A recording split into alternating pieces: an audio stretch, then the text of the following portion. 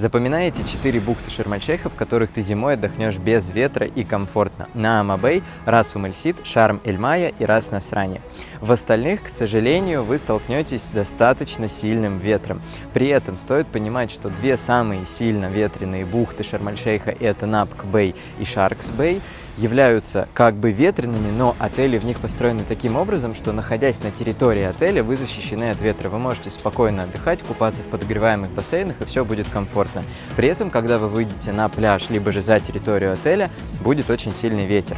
При этом здесь можно отметить не только Риксос Шарм-эль-Шейх, но и достаточно бюджетные отели в виде Паратель Бич или более комфортного класса Нубиан Айленд, Нубиан Вилледж. Я организую туры во все страны мира, подписывайся.